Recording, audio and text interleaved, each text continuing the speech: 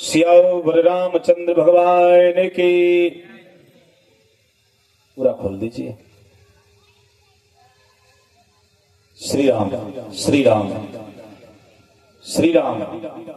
भज राम राम राम सीता राम राम राम। भज राम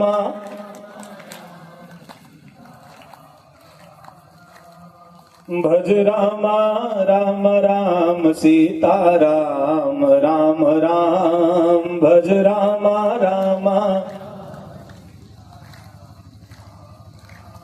सीता राम राम राम सीता राम राम राम सीता राम।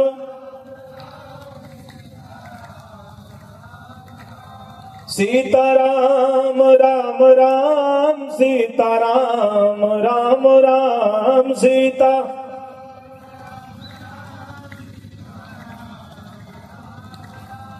भज राम राम राम सीता राम राम राम। भज राम। सियाओ रामचंद्र भगवान की। मैं निवेदन कर रहा था जैसे मैया सीता ने कहा थी, सेवा समय दैव बन दीना अमोर मनोरथ सफल न कीना। विधाता ने मुझे जंगल दे दिया। मैं आप माताओं को साक्षी मान के पूछना चाहता हूं मैया सीता जी से, जंगल तो राम को मिला, आपको मिला नहीं, तो आप क्यों जंगल जाना चाहती हो? जंगल तो कैकेयी माँ ने सिर्फ और सिर्फ राम को मांगा था, न लक्ष्मण को जाने की जरूरत थी, न सीता जी को। फिर ये राम जी के साथ माता सीता जी जंगल क्यों जा रही हैं? तो बाबा तुलसी कहते हैं सीता जी जंगल इसलिए जा रही हैं कि अकेले राम जी जाएंगे तो अधूरापन रहेगा और सीता जाएंगे तो पूर्ण जंगल होगा। बोले क्यों? का आप जानती हो मैया, एक आपसे पूछूं, जंगल जब राम को मिला तो सीता क्यों गई? आपसे पूछी। एक जगह मैंने ऐसे ही पूछ दिया कि जंगल तो राम जी को मिला, सीता जी कौन क्यों चली गई? आप लोग होती तो क्या करती माताओं से? अच्छा, पूरा पंडाल भरा था। मैंने पूछा आप सीता की जगह होती तो क्या करती? सैकड़ों माताओं ने दोनों हाथ उठाया, बाबा जंगल चले जाते। अरे मेरी छाती तो छाता हो गई, ये संस्कार, आप जंगल चली जाती? बोली हाँ बाबा, हम होते तो हम जंगल चले जाते। हमने पूछ दिया आप क्यों चली जाती? कारण? बोली बाबा एक सांस के अंदर में जीना खतरनाक है, 3-3 सांस के अंदर में जीने से अच्छा जंगले चले जाना है। एक सांस तो झेल ही नहीं पाते हैं, 3-3 सांस को कौन झेलेगा? ऐसा कौन कर सकता है? अच्छा गजब गजब का होता है भैया, सांस को भी झेलना। सांस का मतलब क्या होता है? सांस का मतलब होता है बहू को जो सांस में बिठा ले। सांस, जो जीवन में सांस का महत्व है, ब्रीथ, जो जीवन में सांस का महत्व है वही जीवन में सांस के बहू का महत्व होता है। बहू न दिखे सांस घबरा जाए, अरे मेरी बहू कहाँ चली गई, अरे मेरी बहू कहाँ चली गई। और हर बहू सास को माँ समझे, एक माँ छोड़कर आई दूसरी माँ मिल गई। जब ये संबंध होगा तो घर में सीता और कौशल्या होंगी, जब ये होगा तो सीता और कौशल्या होंगी। और अब सास का मतलब बदल जाएगा। सास का मतलब जो बहू को सांस न लेने दे, काम पर काम, काम पर काम, अपनी बेटी बैठी रहे। धन्य हो, अपनी बेटी बैठी रहे, दूसरे की बेटी खटती रहे। तो ये सांस जब हो जाती है, सांस जो बहू को सांस न लेने देती है, तो बहू भी इतनी खतरनाक हो गई है जो सांस का लहू इंजेक्शन से खींच ले। बदल गया परिभाषा। पहले सांस लेती थी, बहू पांव दबाती थी, बहू पांव दबाती थी। एक गुरुजी एक चेले के यहाँ गए, चेला पांव दबाने लगा, 3 घंटा बीता। तो गुरुजी ने पूछा बेटा कितने भाई हो? चेला ने कहा 4 भाई थे, कल से 3 रहेंगे।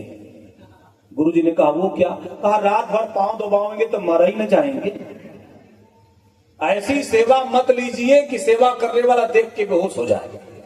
तो पहले सास इतना पांव दबवाती थी कि बहू बेचारी थक जाती थी, सोचती थी बहू अब कहे कि ये बेटा जाओ, और सास आंख मूंद ली। 3 घंटे बाद जो है सास आंख खोल के बोली वाह बेटा अब को नस पाऊ। इधर बहू की नस उखड़ गई। तो बहुओं ने ट्रैक चेंज कर लिया, इतना लंबा लंबा नाखून लेके आती हैं सब, 2 बार पोंछ देती हैं सब, सास कहते जाओ हो गया। सब बदलता जा रहा है।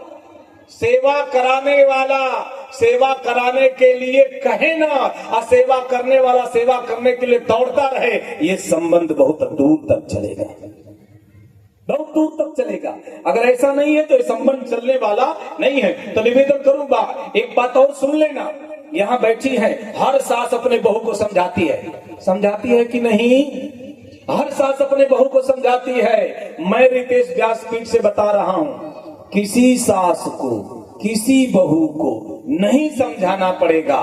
कब? जिस दिन हर माँ अपनी बेटी को समझा देगी, फिर किसी सास को बहू को समझाना नहीं पड़ेगा, क्योंकि हर बेटी बहू बनती है, हर बेटी बहू बनती है। अच्छा, एक जगह और हंसी आती है। सास चाहती है कि मेरी बहू मेरी खूब सेवा करे, रातों दिन सेवा करे, और वहीं उसी सास की बेटी है, उसका ब्याह होता है, तो वो माँ को सोचती है हमारी बेटी अगर पति के साथ चली जाती तो कम काम करना पड़ता। तो आप ही एडवांस हो जो आप सोचती हो कि मेरी बेटी को कम काम करना पड़े, अपने पति के साथ रहे, तो आपकी भी बहू की माँ सोचती होगी कि मेरी भी बेटी अपने पति के साथ। एक चीज और हंसने को आती है, हर ननद आती है और अपने भौजाई से कहती है मम्मी की सेवा किए? और भौजैया को पटक पलट के पूछ दी, आप अपनी मम्मी की सेवा की जहां से आई है? जो कुछ नहीं कर रहा है उपदेश दे रहा है। परिवारों में भी खंडन पैदा हो रहा है, परिवार टूट रहे हैं। निवेदन करूं, जैसे माता कौशल्या से सीता जी ने कहा मैं जंगल जाऊंगी, कौशल्या जी ने कहा सीते तुमको जंगल नहीं मिला, जंगल राम को मिला, तुम जंगल क्यों जाओगी? सीता जी ने कहा मैया मुझे याद है एक बात, जिस वक्त मेरा विवाह का कार्यक्रम चल रहा था, विवाह संस्कार पूर्ण हो रहा था, एक संस्कार विवाह संस्कार में आता है। माता कौशल्या ने पूछा क्या आता है? माता सीता ने माता कौशल्या से कहा मैया वो संस्कार उस समय आता है जिस वक्त लावा परछा जाता है। आपके यहाँ परछा जाता है कि नहीं लावा? वो धान का भूज करके वही मंडप में उसी को गिराया जाता है बाद में, उसको हमारे यहाँ लवा परछना कहते हैं। लवा परछना कहते हैं क्यों? धान का लवा परछा जाता, मक्का का और मकाया का नहीं परछा जाता, धान का ही लावा परछा जाता है। बोले धान का लावा क्यों परछा जाता है? तो संतों ने कहा 3 चीजें एक हैं, धान, संत और बेटी, ये तीनों एक है। आप कहोगे कैसे रितेश जी?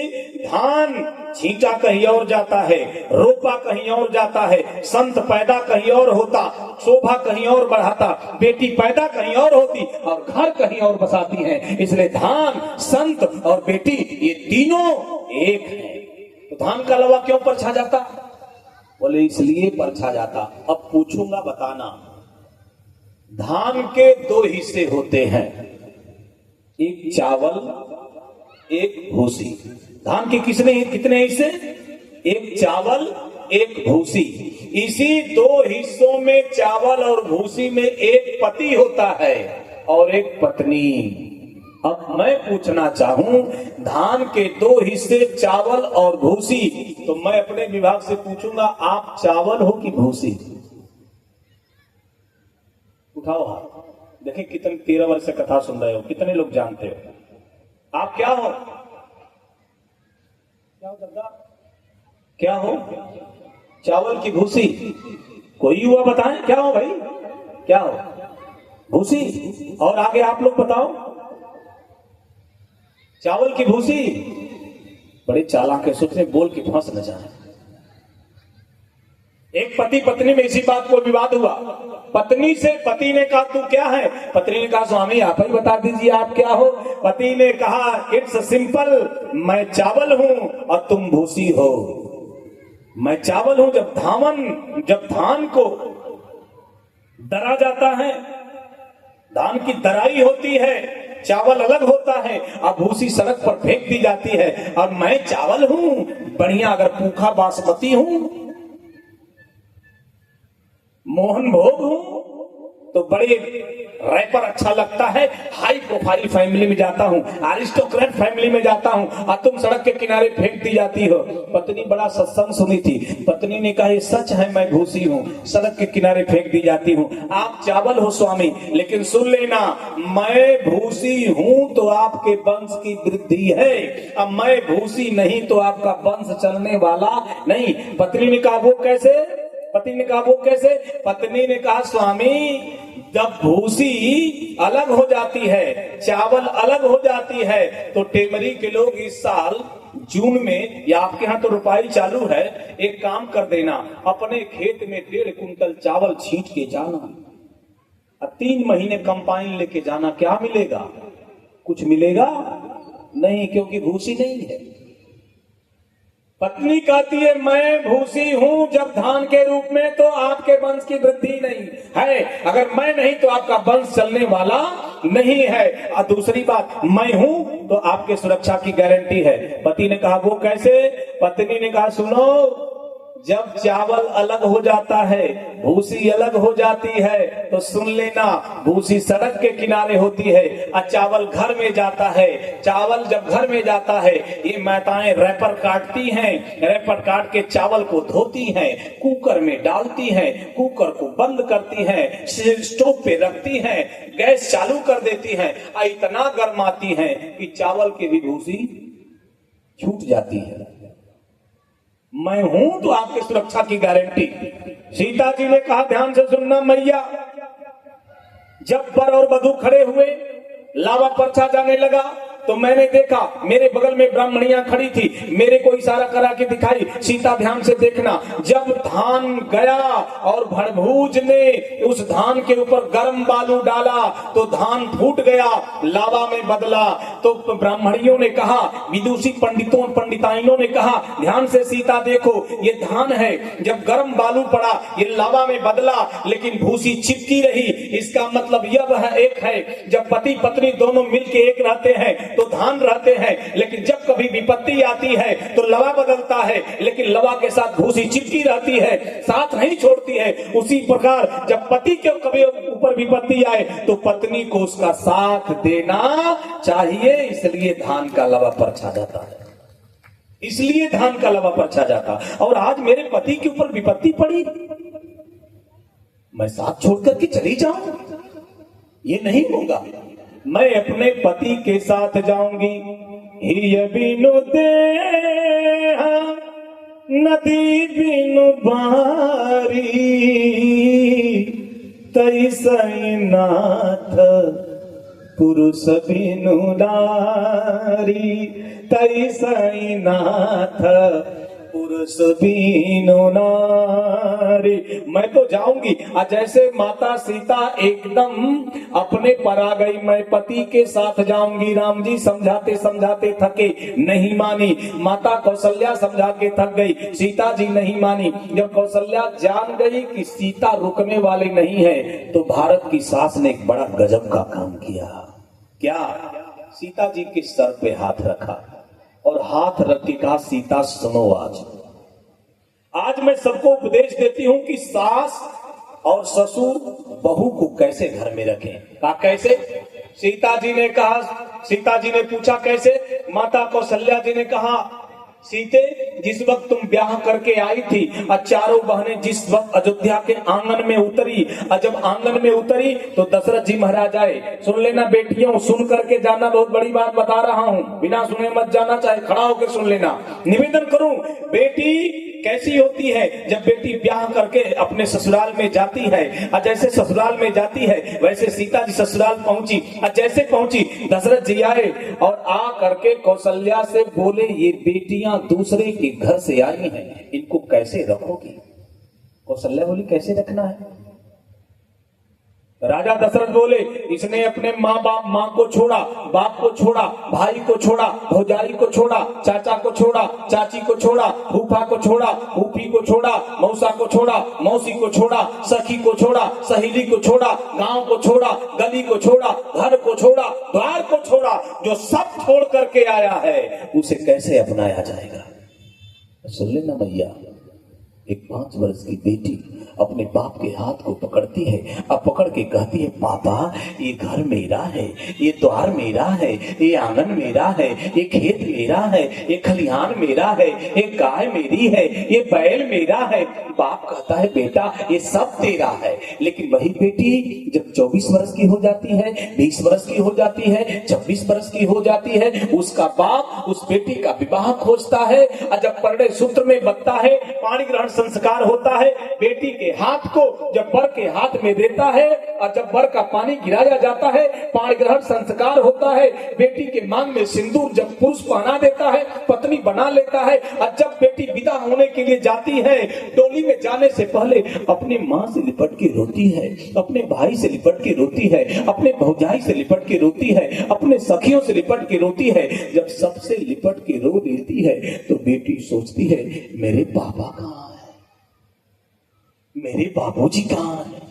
जैसे रोती है अपने बाप को खोजती है, तो जिस बाप ने दुख सहा हो रोया न हो, जिस बाप ने भूखे जीवन बिताया हो रोया न हो, जिस बाप ने दग्धता झेला हो रोया न हो, जिस बाप ने विपत्ति झेला हो रोया न हो, वो पत्थर के हृदय वाला बाप जिस दिन अपनी बेटी को विदा करता है, बाप से बर्दाश्त नहीं होता, अब बाप घर के कोने में चला जाता, किसी किनारे अपने आंख पर रखता है रुमाल और फफक करके रोता है। पूछा जाता है, क्यों रोते हो? बाप कहता है, जब मैं बाहर से आता था, जैसे घर में कदम रखता था, बेटी दौड़ती आती थी, पापा पानी पी लो, पापा एक भोजन कर लो, पापा आपके कपड़ों को इस्त्री कर दिया है, पापा आपके कपड़ों को धुल करके मैंने रख दिया है, पापा आपकी मैंने व्यवस्था कर दिया। आज ये बेटी जब मेरी चली जाएगी तो मैं लौट के आऊंगा।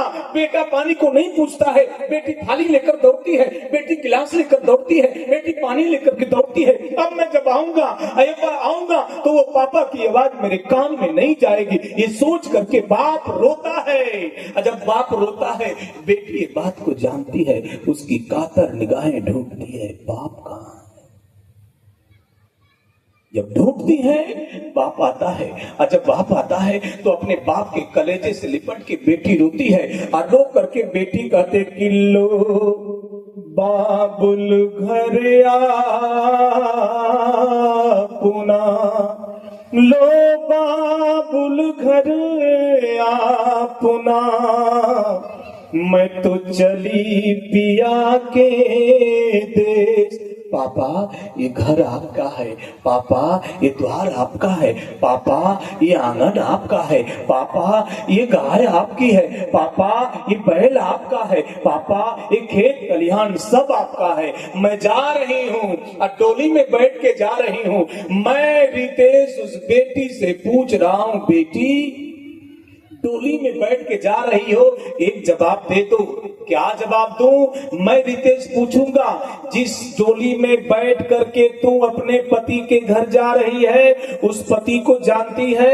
बेटी कहती नहीं जानती। सास को जानती है? बेटी कहती नहीं जानती। ससुर को जानती है? बेटी कहती नहीं जानती। आज की बेटी की बात नहीं कहता हूँ, आज की बेटी विवाह तय नहीं हुआ कि मोबाइल नंबर मिल जाता है, सास ससुर और अपने पति ननद सबसे बतिया लेती है, विवाह का सौंदर्य मर जाता है। यही प्रेम में बिछोह का कारण बनता है। पहले की माताएं बैठी हैं, कुछ नहीं जानती थी, न सास को जानती न ससुर को जानती, जिसके साथ जीवन बिताना है, पति कैसा है, पियक्कड़ है कि सही है, नहीं जानती। मैं पूछता जानती? बेटी कहती नहीं जानती। तो क्यों जा रही हो अनजाने घर? बेटी रोते हुए कहती है, बाबा रितेश ये सच है, पति को नहीं जानती, ये सच है, ससुर को नहीं जानती, सास को नहीं जानती, इतना चीज जानती हूँ कि अपने बाप के पगड़ी की लाज को बचाना है, इसलिए पराये जगह रोते हुए जा रही है। ये बेटी है, इसको कहते हैं बेटी।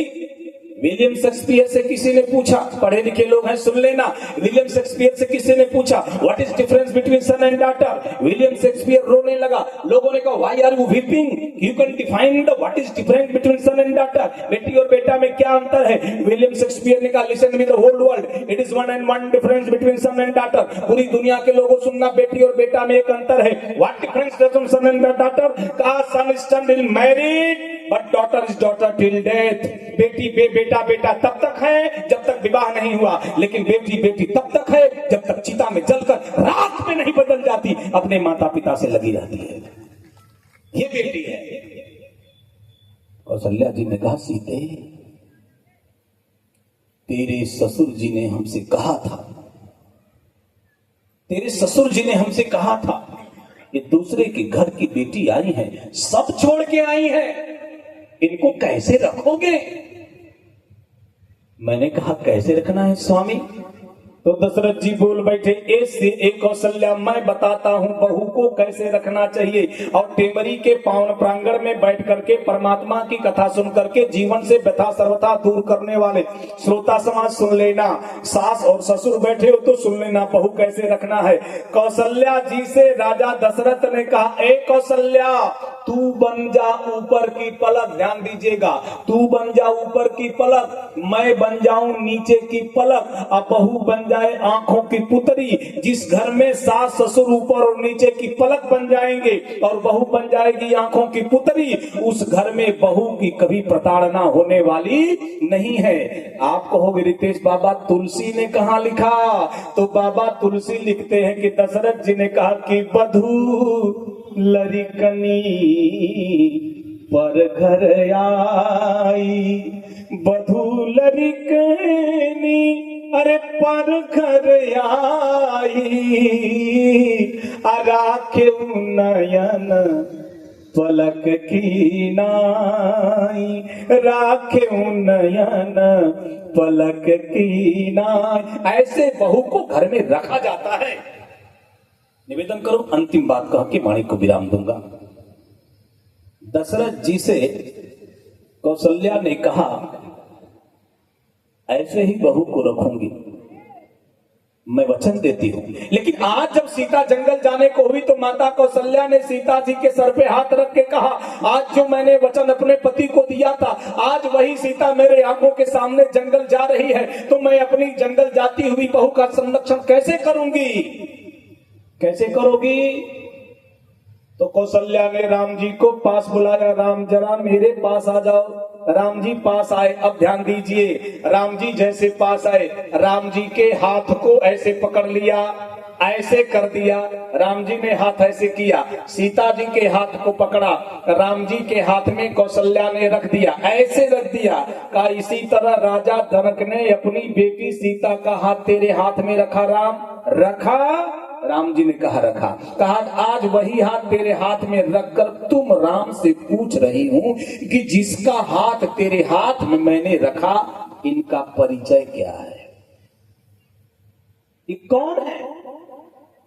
राम जी हंस रही है, मैया ये मेरी पत्नी सीता है, आपकी पुत्र वधू सीता है, दशरथ जी महाराज की बहू सीता है, लक्ष्मण की भाभी सीता है, जनक की बेटी सीता है, यही इनका परिचय है। माता कौशल्या ने राम से कहा अधूरा परिचय बता रहा है राम, आज मैं तुम्हें बता रही हूं कि ये कौन है। राम जी बोले कौन है? तो एक विद्वान ने लिख दिया, कौशल्या जी ने राम जी का से कहा कि सिय कर को कर मने हाथ, कहा सिय कर कौशल्या निज, निज मने अपने, सिय कर कौशल्या निज कर धरी, रघुवर कर दई दीन्हा, हाथ जोड़ रघुनाथ सुजननी, एही विधि विनती कीन्हा। के विधि?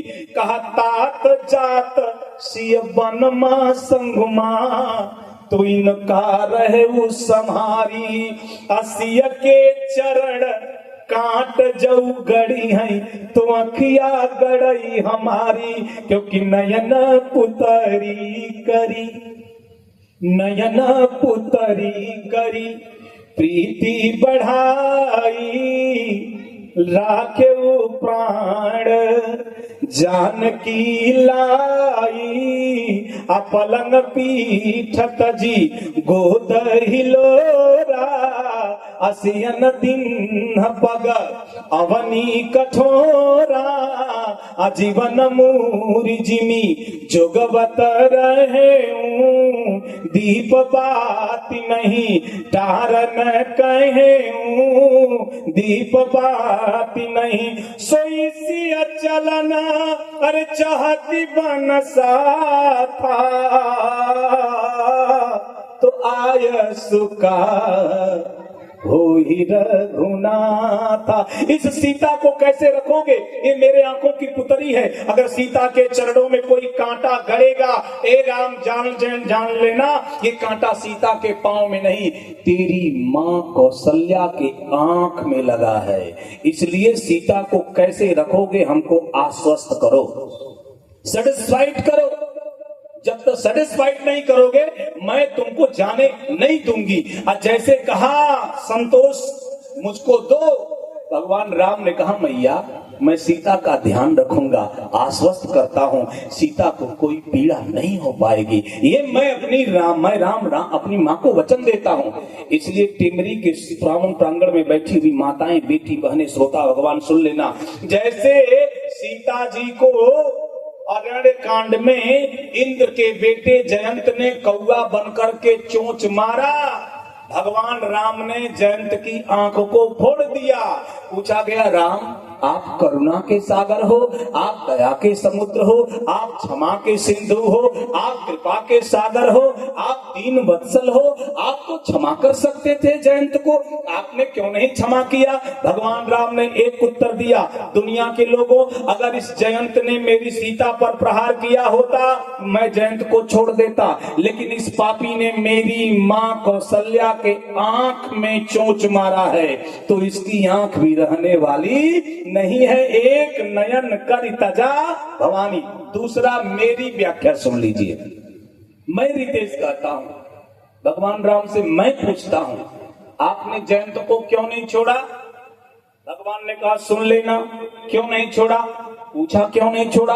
मानो भगवान ने हृदय में प्रेरणा दिया, ये जयंत कौन है? मैंने कहा इंद्र का बेटा है। भगवान राम ने कहा इंद्र कौन है? बोले सत्ता के शीर्ष पर बैठा हुआ सबसे बड़ा राजा स्वर्गाधिपति इंद्र है, ये उसका इकलौता बेटा नालायक बेटा जयंत है। अरे तो क्षमा कर देते, देवताओं के राजा का बेटा है। भगवान ने कहा सुन लेना दुनिया के लोगों, मैं राम दुनिया को उपदेश दे रहा हूँ, दुनिया के सत्ता के शीर्ष पर बैठा हुआ राजाओं का राजा का इकलौता बेटा भी अगर नारी का अपमान करता है तो मैं उसे क्षमा नहीं करूंगा, उसे दंड दे करके बताऊंगा कि जो हमारी बहन बेटी और माताओं के ऊपर कुदृष्ट करेगा उसकी आंख नोच ली जाएगी। वैसे ही जिन लोगों ने कश्मीर में हमारी बेटी और बहनों के साथ अनाचार किया है, हम सनातनी कभी उन्हें क्षमा करने वाले नहीं है, कभी नहीं क्षमा करेंगे।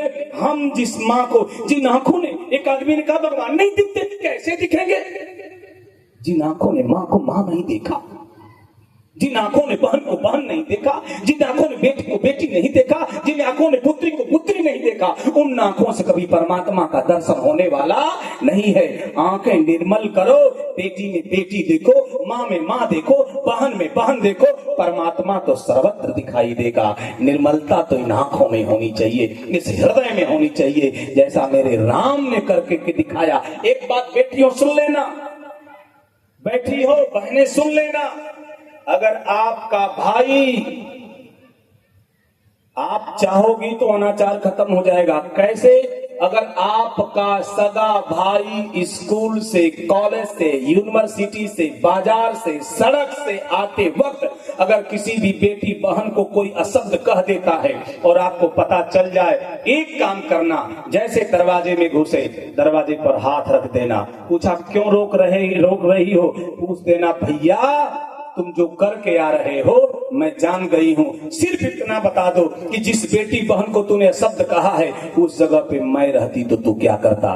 किसी बेटी बहन को भी दोबारा शब्द कहने वाला को नहीं है, लेकिन घर की बेटी बहनें नहीं खड़ा होती हैं, घर के लोग नहीं खड़ा होते हैं, इसलिए उसका मन बढ़ता है। जब घर की बेटी बहन ये समझा देंगी कि उस जगह मैं रहती तो तू क्या करता, वो शर्मा जाएगा और दोबारा ये हरकत करने वाला नहीं है। सुधार घर से शुरू करो। आपने बड़ी तन्मय होकर के मुझे सुना। अनुग्रहित दुख एक बात का है कि मेरे पास 4 दिन का समय रहा बस, और मैं 4 दिन में सुना पाया। दूसरा तो मैं संगीतमय कथावाचक हूँ, 3 घंटा बोलता हूँ। अब मेरी टीम राजन जी के जैसी टीम है, प्रेम भूषण के जैसी टीम है, बड़ी टीम है, बड़ी कथाएं होती है।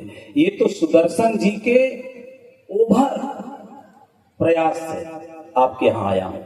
मैं सम्मेलन नहीं करता, मैं स्वतंत्र कथा बोलता हूँ। सम्मेलन में भी अगर जाना हो तो टीम के साथ जाता हूँ, लेकिन सुदर्शन जी ने कहा आना ही आपको आना है, आपको आना ही पड़ेगा। ये उनकी देन है कि आपके बीच आया, लेकिन गदगद हूँ। आपने मुझे बहुत प्रेम दिया, बहुत स्नेह दिया, अभिभूत हूँ। हृदय से मैं आपके इस सेवा से कृतकृत्य हूँ। इसका कोई जवाब मेरे पास नहीं है। मैं आपसे पूरी नहीं हो सकता, इतना प्रेम आप लोगों ने दिया है। हाँ, इतना निवेदन, फिर कभी अगर याद करना हो तो मुझे एक बार हमारी टीम के साथ सेवा का अवसर देना, और 4 दिन के लिए नहीं, 9 दिन के लिए अवसर देना। तब कथा इस बालक की सुनना, मैं जी भर के सुनाऊंगा और आप जी भर के सुनोगे, ये मैं उम्मीद करता हूँ। दूसरी एक चीज आप माताओं से उम्मीद करूंगा और विनती करके आपसे निवेदन मैं कर रहा हूँ, विनती कर रहा हूँ, आप अपने घरों में रोज रामचरितमानस का पाठ करें। 2 ही चौपाई पढ़ें, चलेगा, पूरे परिवार को लेके पढ़ें। क्यों कि अगर धन हो, संस्कार नहीं हो तो परिवार में कभी सुख आने वाला नहीं है। 1 लाख पुत्र 1.25 लाख नाती, ते ही रावण घर दिया न बाती। एक चीज और करूंगा, बनारस कल पहुंचूंगा तो शंकर जी को प्रणाम करूंगा, और जब प्रणाम करूंगा तो कहेंगे बेटा मांगो क्या मांगते हो, तो मैं शंकर जी से कहूंगा एक काम करिए, तो कहेंगे क्या करूं। हमने कहा टेमरी में जो महामाया का मंदिर है जहां मैं ठहरा हूं, उस मंदिर को वहां से हटवा दीजिए। पूछेंगे क्यों, हमने कहा आपके परिवार का मैटर है। बोले क्यों, हमने कहा इतना डीजे बजता है कि खोपड़ी खराब हो जाती है, लोग उसका साउंड नहीं कर सकते। एक शादी करेंगे तो 4-5 लोग मर ही जाएंगे हार्ट अटैक वाले, तो वो डीजे नहीं बंद कर सकते तो कम से कम परिवार अपना हटवा लीजिए। शंकर बाबा वहां से महामाया को हटवा दीजिए, वो हमारी भले न बात माने, आप मान लीजिए। तो निवेदन करूं, आप उत्सव मनाइए, लेकिन उत्सव को इस तरह से मनाइए कि दूसरे को उसमें व्यवधान न हो। डीजे बजाइए, उसकी आवाज कम कर दीजिए, ताकि इतना जैसे लग रहा था माथा फट जाएगा। पूरी दोपहर में आराम नहीं कर पाया हूँ। अब ट्रेन में ही नौतनवा एक्सप्रेस में ही आराम करने को मिलेगा। 2 दिन बाद प्रयाग जी में कथा है, वहाँ आराम करने को मिलेगा। लेकिन मैं निवेदन करूंगा ऐसा ना हो। दूसरी चीज, गौ सेवा जी भर के करिएगा, माता पिता की सेवा करिएगा, फिर अवसर आएगा तो मेरा कथा जो है करना व्यसन है, मैं करूंगा और आप सुनेंगे। मेरी कथा सुनने के लिए मेरा चैनल है फेसबुक पर रितेश जी महाराज करके, जो है फॉलो करिए, और यूट्यूब पे पूज्य रितेश जी महाराज पर कथा है, उसमें आप जुड़िए और भगवान की कथा श्रवण करिए। किसी और को भी कथा कराना है तो मेरे पास मेरा विजिटिंग कार्ड है, और संचालक जी को भी दे दूंगा, दिलीप जी को भी दिया हूँ, और दिलहरन जी को भी दिया हूँ जहाँ ठहरा हूँ, संस्पंच जी को, उनके यहाँ भी है, आप संपर्क कर सकते हैं। और आप कथा, राम कथा और भागवत दोनों वाचक हूँ, आप श्रवण कर सकते हैं। अंतिम निवेदन कह के आपसे विदा होऊंगा और आप विदा करेंगे कि तुम किसी को तबाह मत करना, तुम किसी को तबाह मत करना, जख्म सह कर भी आह मत करना, उंगलियां उठ सके जमाने की, उंगलियां उठ सके जमाने की, कोई ऐसा गुनाह मत करना। पर्वत से गिरा आदमी उठ करके खड़ा हो सकता है, लेकिन समाज की नजरों में गिरा आदमी कभी उठ के खड़ा होने योग्य नहीं होता है। आंखों में रहना, आंखों से गिरना मत, क्योंकि आंखों में रहने वाला पूजनीय हो जाता है और आंखों से गिर जो जाता है फिर कभी उठ नहीं पाता है। बहुत बहुत साधुवाद, अनुग्रहित हूँ, बहुत हृदय से आपको साधुवाद देता हूँ, धन्यवाद ज्ञापित करता हूँ। जय श्री सीताराम, जय श्री राधेश्याम। आगे की व्यवस्था आदरणीय संचालक जी के द्वारा। श्री राम जय राम, जय जय राम, बोलो श्री राम, बोलो श्री राम, जय राम, जय जय राम, बोलो श्री राम, बोलो कौशल्या के प्यारे राम, बोलो कौशल्या के, बोलो दशरथ राज दुलारे राम, बोलो दशरथ राज दुलारे राम, बोलो श्री राम जय राम, जय जय राम, बोलो श्री राम जय जय राम। सियाओ रामचंद्र भगवान की जय। ओम नमः पार्वती पतये हर हर महादेव। आदरणीय संचालक जी। भगवान की जय। आदरणीय छोटा समाज बंधुओं, माता बहनों, और किस विचार से, किस दुख से महाराज जी का हम अभिवादन करें। जो 4 दिन से लगातार हम अब आपको सभी श्री राम कथा सुनाए हैं, इस छोटे से ग्राम में आकर के महाराज जी काशी बनारस से आकर के हमारे छोटे से गांव के भक्त की शोभा बढ़ाए हैं राम कथा को लेकर के। तो मैं सभी समस्त श्रोतावासी और समस्त आसपास के क्षेत्रवासी की तरफ से महाराज जी के चरण वंदन करता हूँ, अभिनंदन करता हूँ। अब यहीं पर महाराज जी को अब कह जाए, आज से तो महाराज जी का जो प्रवचन है यहीं से अब इसको कल प्रस्थान घर जाना है इनको। अब कल से हमारा पूरा नया विद्वान आ जाएगा भाई, है ना। तो अब आगे यहीं पर मंगल आरती करेंगे, आइए चाचा जी, और उसके बाद फिर एक भगवान की आरती होगा। आइए सभी श्रोता समाज बंधुओं, भगवान रामायण की आरती में सम्मिलित होने की अपार कृपा करें।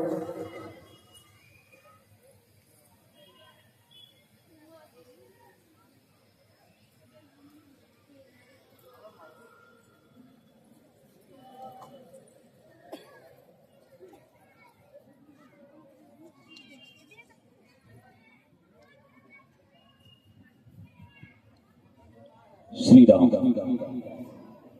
ये बंद कर दीजिए, नहीं तो सब हो जाएगा। इसको बंद कर दो।